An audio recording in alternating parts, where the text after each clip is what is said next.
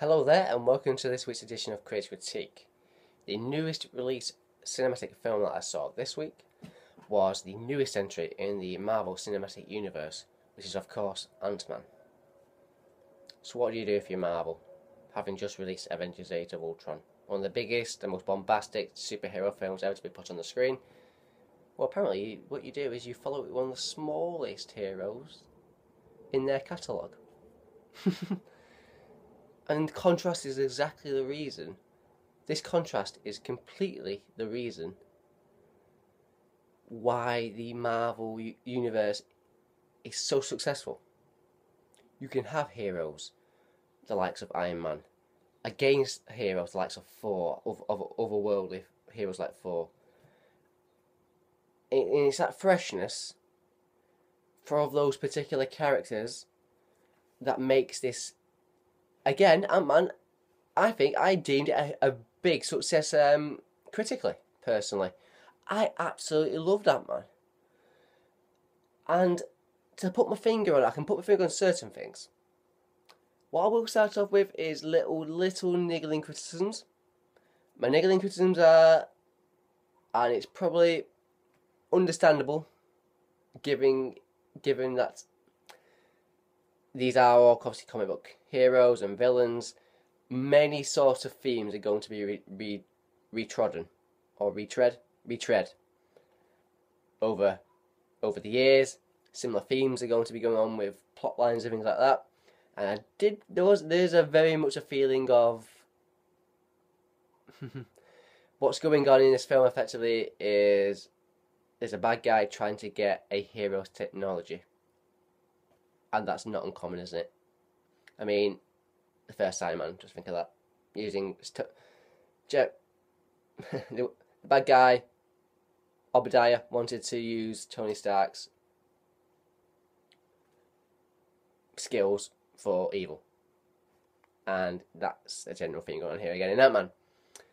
Michael Douglas is Hank Pym, a scientist who had created a serum that gives him the ability to shrink to a minuscule size, but still have immense power and have effectively superhuman strength for someone who's the size of an ant.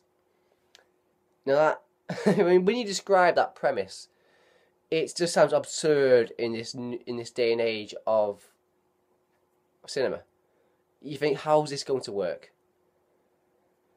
And I must admit, I was very sceptical.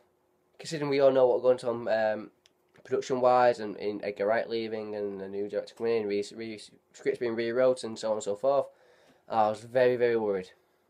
I think this might be the tipping point for me where I should no longer be worried about a Marvel film, because every single time I have been worried. I was worried about Thor, I was worried about the Avengers, I was worried about Ant-Man. Yet, I fully enjoyed all of these films. Now, the reason why I think Ant-Man was so enjoyable for me, it's purely the humour.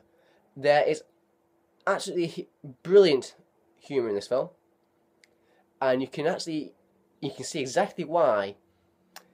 That's who was it? Adam McKay. Adam McKay came in with Paul Rudd and didn't completely rewrite the script, but put their own touches to the script, and you can see those comedic touches on screen. They're brilliantly exercised from many of the characters, from Paul Rudd, from Michael Douglas, from particularly Michael Pena, who is fantastic in this film. Every time he's on screen, you are smiling and you are laughing, which is brilliant. The whole film plays out like a heist in a way. What is going on? Like I said, Hank Pym is this scientist who has created the serum. He wanted to keep it out of the hands of S.H.I.E.L.D. and therefore, obviously, Hydra, as we all know now, officials in the organisation. So he's always kept it secret. He had a protege, played by Corey Stoll, who's also a brilliant scientist, but obviously with different tendencies going on. He wants to recreate this formula and use it for ill gains, it's very fair to say. So it's then all about Michael Douglas trying to stop him from doing this. But obviously, being Michael Douglas, he's quite an elderly gentleman. So he may need a little bit of help. And he comes across that help in the shape of Paul Rudd's character, who is a cat burglar who has... he is a criminal, but he's a criminal who was trying to steal from the rich. So he was very much a Robin Hood kind of criminal, if you will. So there's good there, but obviously he's still committed crimes. Then so he acquires Paul Rudd to be his apprentice and Ant-Man protege. His daughter, he has a daughter, Michael Douglas, played by Evangelina Lilly, who has ill feeling towards him, but has grown towards him more after seeing what Darren Cross is the character who Corey Stoll plays, what he wants to do with the technology that he's trying to acquire. It's them working as a team to get this technology back. That's why I say it comes into the heist moment, because Paul Rudd being the cat burglar, Michael Pena having his little gang of heist criminals, all very funny, each of them. Pena, like I say, is brilliantly funny in this film. And yeah, it just plays out like it's a comedic heist. But still big on the effects. I love the effects, the miniaturization stuff. It's brilliant. The maximization, the maximization, is that the word? Is that right? The right word? Things growing exponentially. It's fantastically brilliant and funny. Superb. It's just superb because like I say, you've not seen anything like this in absolutely ages, have you? A shrinking and growing sort of film. Probably because that sort of thing is so difficult to get right and nobody's tried to do it. But they've got it absolutely to a T. They've got it to a T. I absolutely loved it. I laughed all the way through. I think every character was brilliantly cast. Paul Rudd was perfect for the role. Absolutely perfect for the role because he has the charm. But yeah, a bad boy quality of nature to him. Michael Douglas, at first I was a little bit concerned whether he'd fit into this sort of superhero sort of universe, if you're in his role. But no, he's great. It's absolutely fabulous. Corey Stoll is all the sneering is the sneering baddie you want. Yeah, it's a little bit, in some sense you could say it's a little bit 2D, but he pulls it off brilliantly. I really do enjoy him in this film. Yeah, I mean, what can I say more about the film? I just thoroughly enjoyed it, and I thought it was fabulous. It'd be interesting, obviously, because he's going to be popping up, Ant-Man, in Captain America Civil War next year. It'd be very interesting to see what type of role he'll be playing in amongst these bigger and more, bigger powered superheroes, with Iron Man, Captain America, and absolutely loads of them. So it'd be interesting in terms of what sort of capacity they'll utilise him in future films, because I think it's very unlikely. It's pretty much certain there's not going to be a sequel to this film. It was meant to be a standalone film, and his character may pop up in other Marvel films in the future, but we'll see. I thoroughly enjoyed it. I thought it was a great film. And like I say, the most important thing about this is it was funny. It was absolutely ridiculously funny. Some great laugh out loud moments. Loved it. Ant-Man, there we go. That was my theatrically released film of the week. And some might say a complete antithesis to the Avengers. Sorry, I can't help it. I've been doing the amped jokes with words all week. Sorry, let's go to my classic film of the week now. It's got a bit more serious. Or serious as you can be with this film I'm about to explore. The film is the 1973 film Westworld, which is a sci-fi film directed by the novelist Michael Crichton. Is it Crichton? Crichton? It's Crichton, isn't it? Michael Crichton. And general theme of the film is that there are two gentlemen played by James Brolin and Richard Benjamin who are going to a theme park. This theme park, however, is a mixture of three worlds. The three worlds are called Roman World, Westworld, of course, from the title, and Medieval World. And what happens in these three worlds is that you get to experience that period of time in history.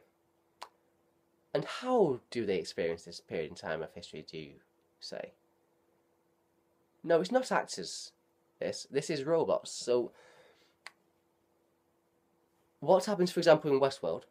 You have the ability to live the life of a gunslinger. So, you can shoot people, or shoot robots, if you will, who are... So you can partake in bank raids, you can go to saloons, have drunk bar fights, you can have standoffs with gunmen, like I said. You can visit brothels. Interesting. So you get to fully experience that period in time. Now, anybody familiar with Michael Crichton? I don't believe this was a book. I believe this was something he actually wrote for the screen. Maybe a novelisation was written afterwards. But for me describing the film, there's obviously similar things there going on to Jurassic Park. And I think in that case you can kind of guess what goes on in this film.